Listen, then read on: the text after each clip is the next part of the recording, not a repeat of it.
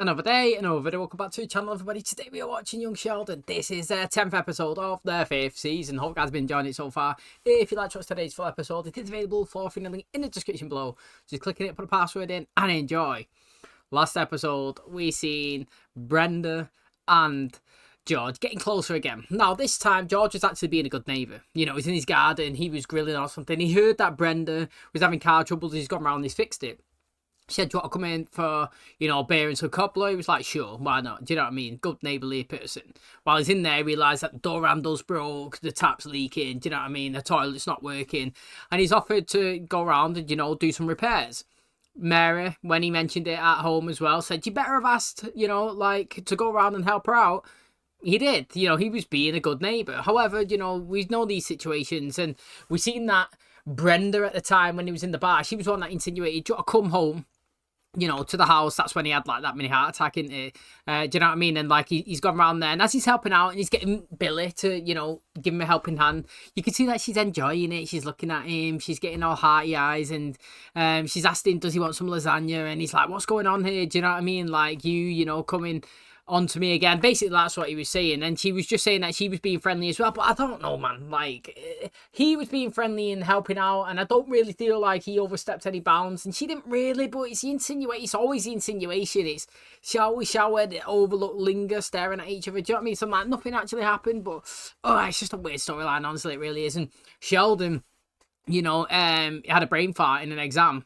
Because Missa, she was pitching in baseball and she couldn't hit the target, and Dale spoken to her and said it happens sometimes, in sports. People just forget to do things that they could just naturally do, instinct like that.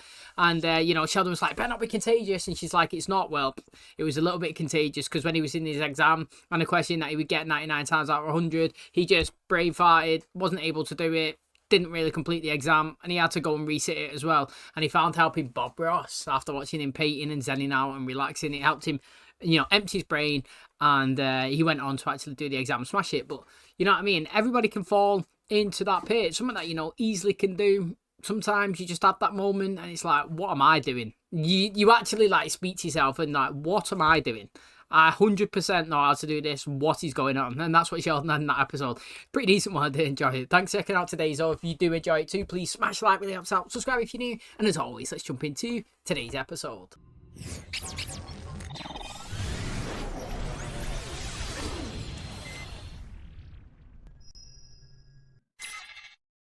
Every moment of the day is accounted for. From the morning bell to dismissal, you knew where you were supposed to be, what you were going to be learning, and which poor excuse for a teacher you would have to correct. Ms. Ingram, can I offer a suggestion? Gap-filled Swiss cheese anarchy of a college schedule. Look at these poor saps, desperately trying to occupy their time until the next class. Pray tell is today's problem.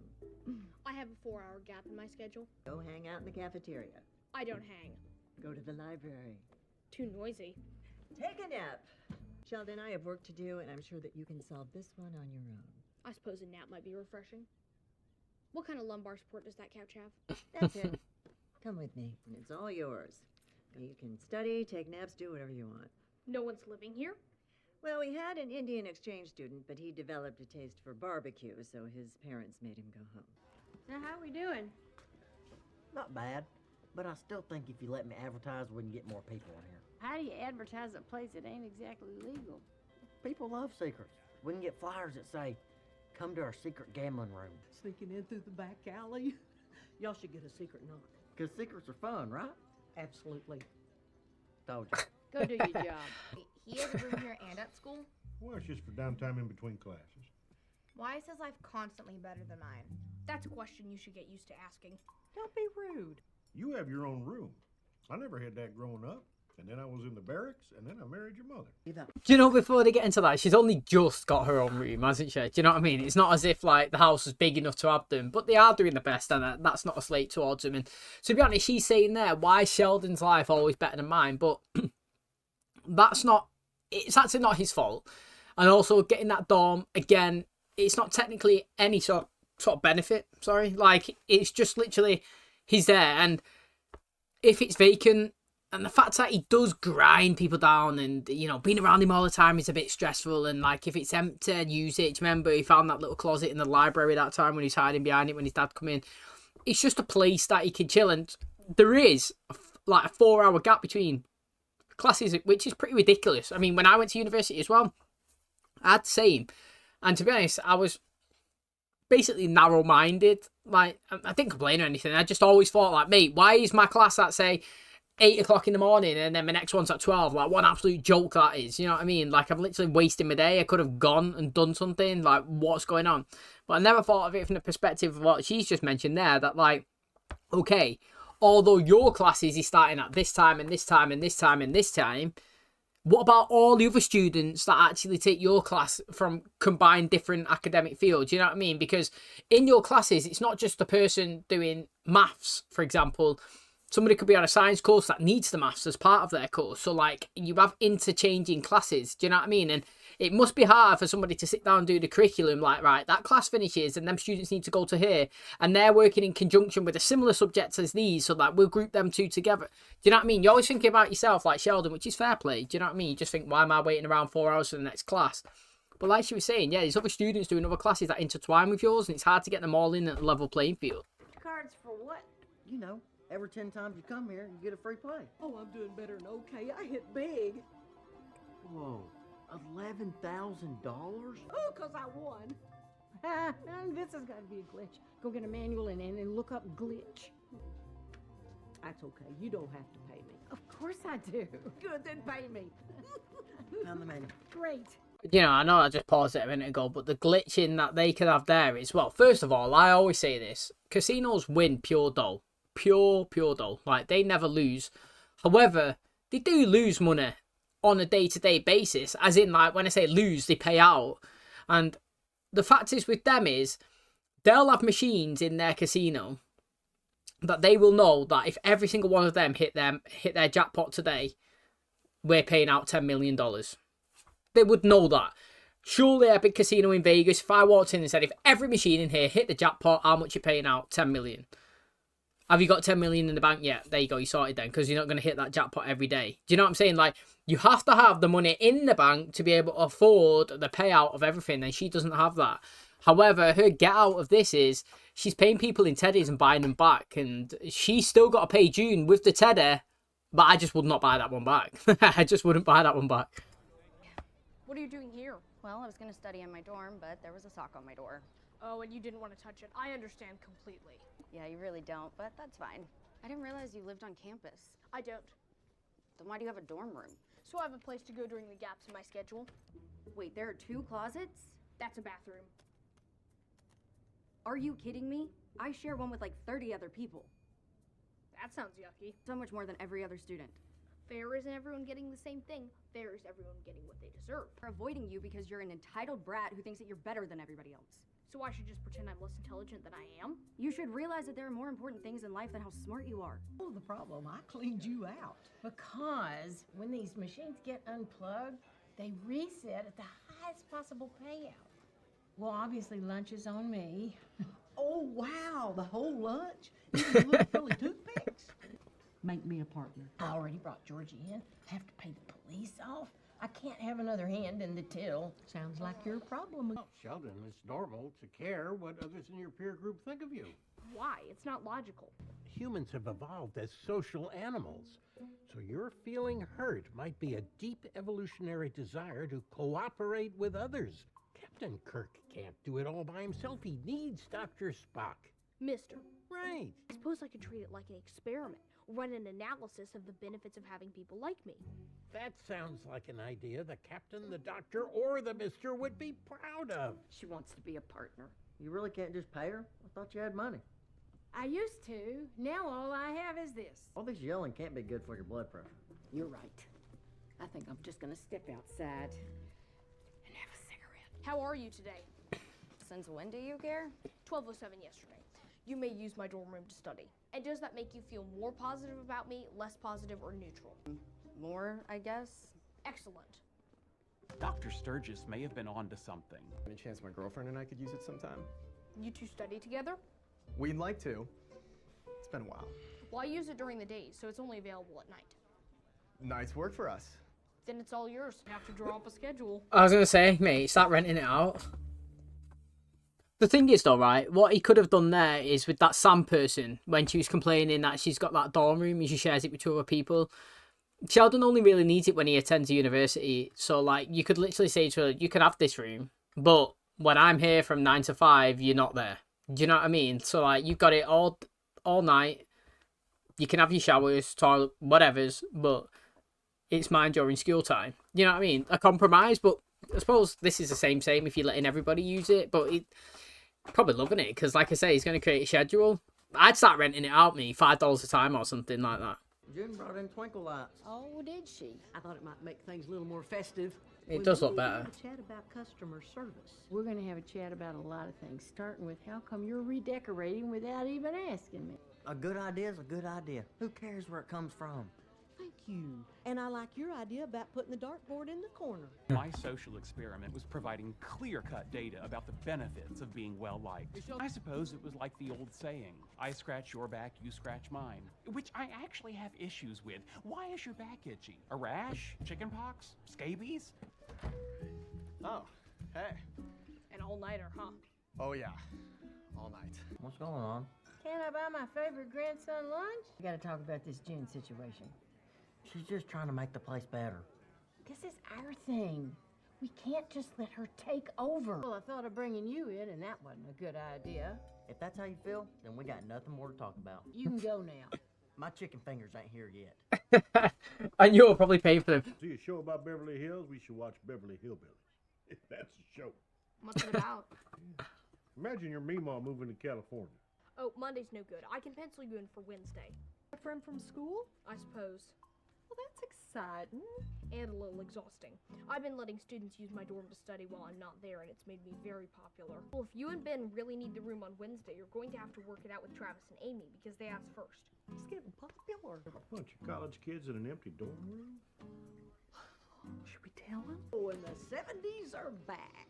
It looks better in there, though, it Are does. the Bee Gees and Bell Bottoms, and it's Studio 54. Now, what's a BG? It's a brothers singing band. They did all the music for Saturday Night Fever.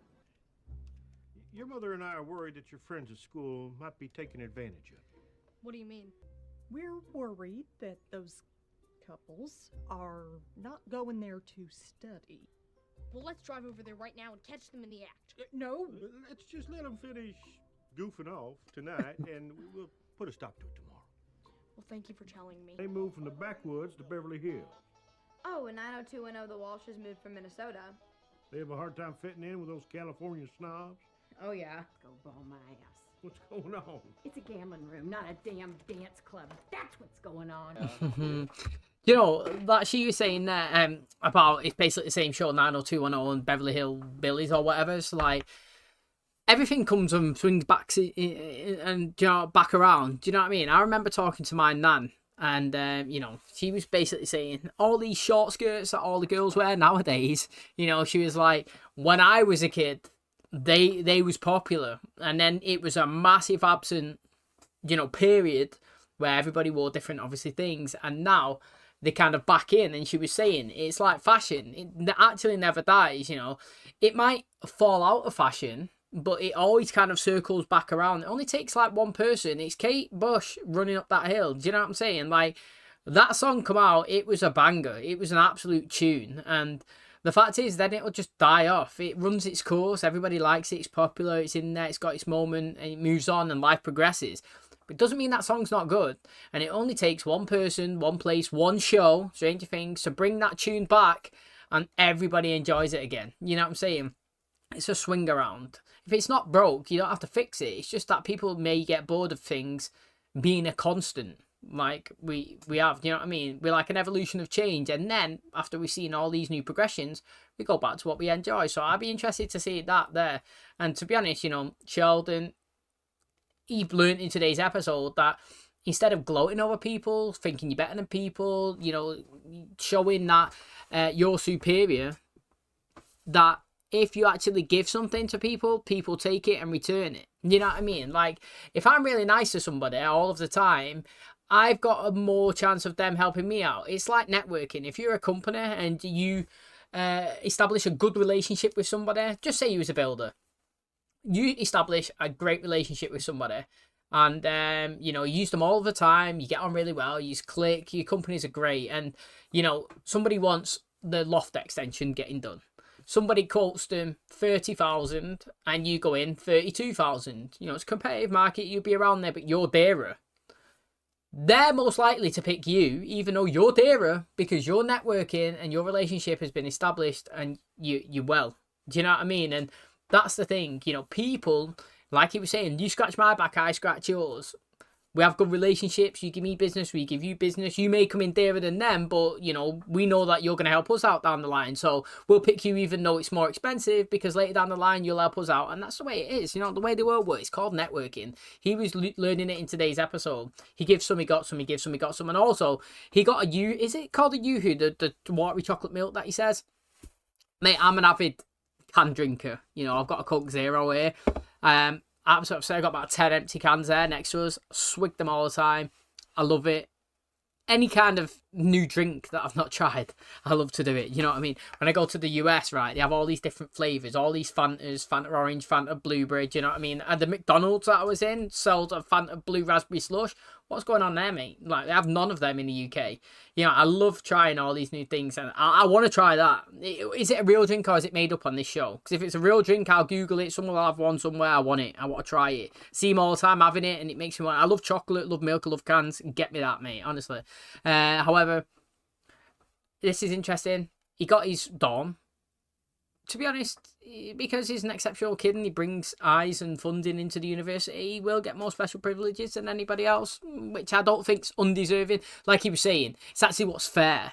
And I probably do agree with that as well. You know, if I'm pulling in eyes, money and funding to the school and you're not, if the school's going to give me something like tickets or a dorm or something, I kind of get it because I'm doing more than you. You know what I mean? Like, so I don't really see it as a bad thing that he got something and that girl didn't. That's going to wrap up today's episode. Thanks so much for checking out the channel today. Hope the guys enjoyed it. Now, to be honest, you see that Connie's gone into the house there. She was going over to find Georgie to shout at him. No, I actually don't think he's done anything. I mean, obviously, he's put that crystal ball thingy up, disco ball, to annoy her. But, like, the place does look better. Before, it's an old, stingy, back locker room, so to speak, vibe. Rusty pipes in the way, dirty walls, need a lick of paint. June's come in, put some lights up, you know, the ambience, you know, the vibes change a little bit. Chris, you know, the disco ball up there, but it's not that. It's like George was saying, you don't like anything unless it's come out of your mouth, unless it's your idea. You know, how many times have you been in a situation before where, like, you give somebody great advice and they ignore it, and then somebody else says it and they love it, or they say it like a day later and it's great again? You're like, mate, you're literally just copying what I exactly said, but you said it was shit the other day. You know what I mean? Like, Georgie was the one that come up with, you know, using the back room as basically a trading device, so to speak. Like, you give us a teddy, we buy it back, get away from the gambling. Great idea. Obviously, for her, it benefited, so she took it and she ran with it. He's part of the business a little bit. But again, when he come in here with a proposal of a punch card, you know, a 10 system kind of thing, and you get something back, mate, it's a great idea. Starbucks do it in the UK, you know, in terms of, like, stars, you know, you buy your drinks, you get points, you get enough stars, you get to reclaim a new one. Costa Coffee, you go in, you have 10 drinks, or I think 9 drinks and the 10th one's free. Nando's like one of the biggest UK restaurant kind of fast food place things. You go in there, I think it's like you buy 4 meals, you get a green chili. It means that you get a free starter, you know what I mean, or free dessert. Buy another 4 meals, you get orange chili. That means that you can get like a quarter chicken, or, you know, with 2 sides or something like that. And then buy another thing. So basically, you buy 10 meals, you get a red chili, you get a full meal with 2 sides, a drink, or you get a full chicken. It's redeemable of like 20 quid. Do you know what I'm saying? Like, that gets you going back. Loyalty cards, that's what it is. What he's basically saying, and it's nothing even crazy. You come here 10 times, we stamp it, you come in, you get a free spin. Don't mean you get free money. Just means that they're going to try and choose maybe your casino over theirs, because over there, they go there 10 times, they get nothing. Come here, they get a free spin. They could win, not put no money in. Now, obviously, in today's episode, they paid out 11k and she's fuming, but That is literally a casino business. You got to have the money in the bank to pay out. You know what I'm saying? And she started it up with basically nothing, probably a few quarters, couple of grand, and people are coming in and winning. It's all good. It's all singing, all dancing, man. You're taking money, but like, what happens when you got to pay it out? It's not going to be 100-200 quid here and there, $2 like George. Sometimes it's 11 grand, and what happens then? You know what I mean? June's actually had to come in to be part of the business, and I don't really, have any beef with her for actually suggesting that, because if I'm not getting 11 grand, I want something massively hefty out of it, and, having a chunk of it, 10% or whatever, so I don't know, I'd ask for 11, because that's what she owed me. I feel like it's a fair kind of deal. I know she's fuming because she started off at 100% and she's got to give Georgie a cut, the policeman a cut, and now her a cut. But at the end of the day, if you had to do all those things to get yourself and your business running. You could have a great idea but can't get it off the ground. If a businessman, a millionaire, is going to come in and say, I want 50%, you're going to say no because, you don't want to give away 50% of the company. Or you're going to say yes because they're going to get it up street in the market, in Costco, in Superdrug, in Boots, in whatever, Walmart, and get it out there.